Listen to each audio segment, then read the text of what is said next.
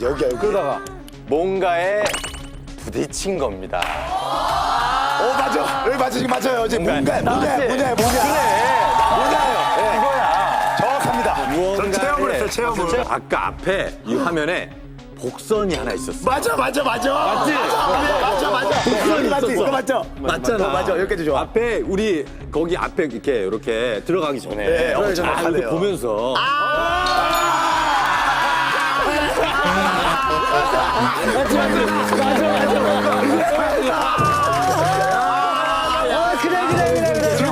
지금 여기도 있잖아요. 근데 여러분들 보니까 여기도 있잖아요. 여기도 있잖아요. 여기도 있다. 여기야. 이거. 야, 기가 막히다. 그 학생이 넘어져 있을 때 피 흘리던 곳이 어디예요? 이마잖아. 이마에서 나도 경험을 했어요. 저도 경험했다니까요. 정답은 정답이다. 학원에 급히 뛰어가던 중에 유리창에 부딪혀서 유리문에. 자, 하나, 둘, 셋.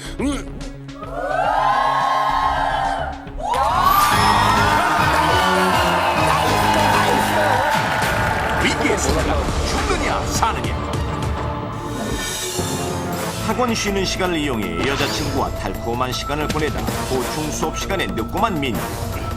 선생님께 벌을 받지 않으려고 학원을 향해 전속력으로 달려가던 민규는 얼마 지나지 않아 심각한 뇌진탕 증상으로 허무한 죽음을 맞고 말하는데 과연 민규에게 무슨 일이 있었던 걸까요? 여자친구를 보내고 아쉬워하고 있던 그때 민규에게 날아온 반갑지 않은 문자 한 통. 야, 수업 시간 다 됐는데 왜 안 와? 불독 아직 안 왔어. 빨리 와. 큰일 났다. 선생님 오시기 전에 빨리 가야겠네.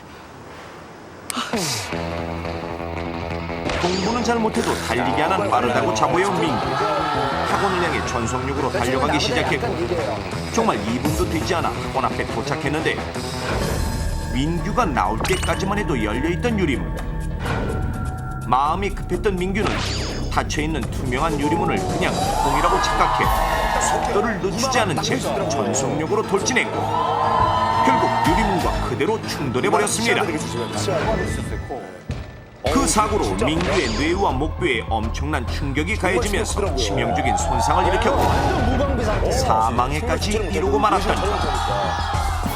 그런데 왜 이런 사고가 발생하는 것일까요? 간혹 우리가 유리로 된 문을 구별하지 못해 위험한 순간에 놓이게 되는 것은 바로 유리의 투명도 때문. 기술이 발달하면서 철 성분을 최대한 빼내 보다 맑고 투명한 유리를 생산하게 된 것인데요. 사람들도 색이 거의 없는 투명 유리를 선호하게 되면서 유리문 사고는 매년 수백 건씩 발생하고 있습니다. 그렇다면 실제로 투명 유리문을 식별하는 것이 얼마나 어려운지 실험을 통해 알아보겠습니다. 실제 문 크기와 같은 사각틀 2개를 준비한 후 한쪽은 비워두고 나머지 한쪽은 투명도 90% 이상의 유리를 끼웠습니다.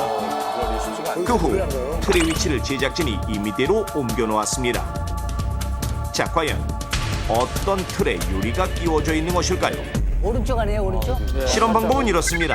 무작위로 선별한 8명의 실험 참가자들에게 2개의 사각틀 중 유리가 끼워져 있는 틀에 공을 던져 맞춰보도록 했는데 과연 8명의 실험 참가자들 중 몇 명이나 유리문을 맞출 수 있을까요?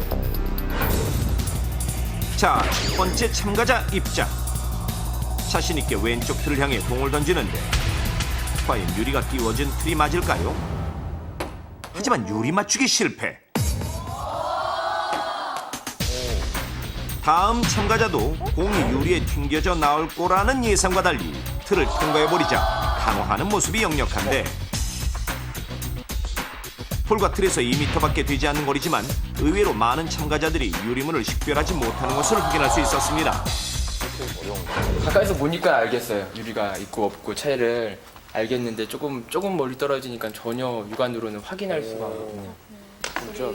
있는지 없는지 잘 모르겠어요.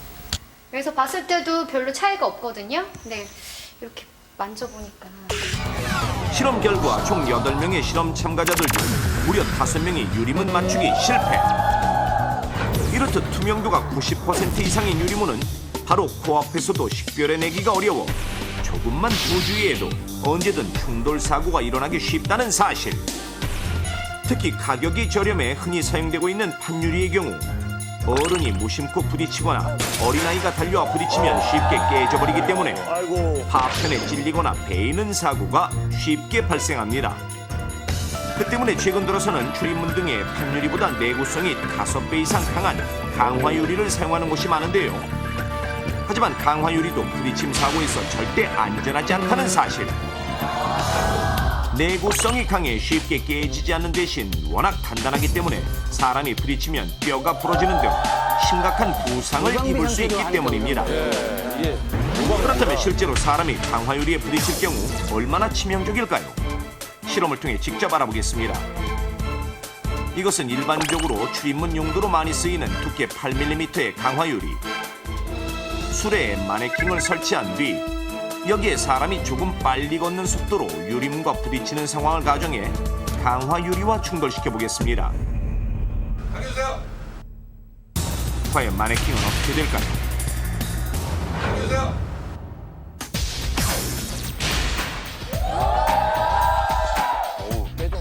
둔탁한 충돌음과 함께 부동강이 나버리는 마네킹. 더욱 충격적인 것은 강화유리와 가장 먼저 부딪힌 마네킹의 이마가 움푹 파이면서 깨져버린 데 반해 강화유리는 흠집 하나 나지 않았다는 것. 만약 실제로 사람이 부딪혔다면 머리에 큰 충격을 받거나 넘어지면서 뇌진탕을 일으킬 수도 있고 심지어 목뼈나 척추까지 손상을 입혔을 것입니다. 그렇다면 이렇게 사람이 부딪히는 순간 그 충격량은 어느 정도일까요? 사람의 두개골과 밀도가 비슷하다는 수박을 강화유리의 내구성을 실험할 때 사용하는 쇼트팩 대신 연결하고 전과 같이 성인이 조금 빨리 걷는 정도의 속도로 설정해 충돌시켜 보겠습니다. 실험 시작.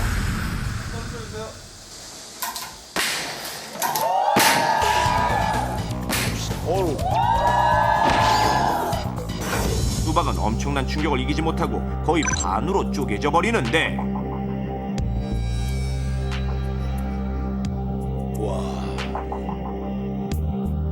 두개골도 굉장히 실험 종료 후 강화유리에 부딪힌 수박은 과즙이 흘러나올 정도로 처참해진 상황.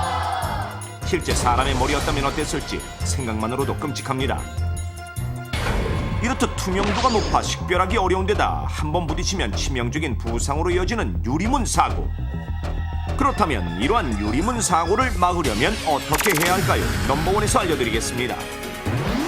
먼저 멀리에서도 유리문이 있다는 것을 알아볼 수 있도록 유리에 식별 표시를 하는 것이 중요한데 이때는 눈에 띄기 쉽게 색깔이 선명한 테이프를 이용하거나 충분한 크기로 붙이는 것이 좋습니다.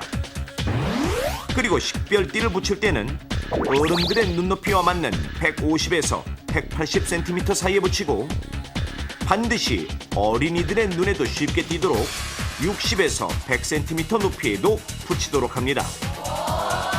이렇게 식별 표시를 해두면 멀리서 봐도 눈에 잘 띄고 구분하기 쉬워 안전한 것을 알 수 있습니다.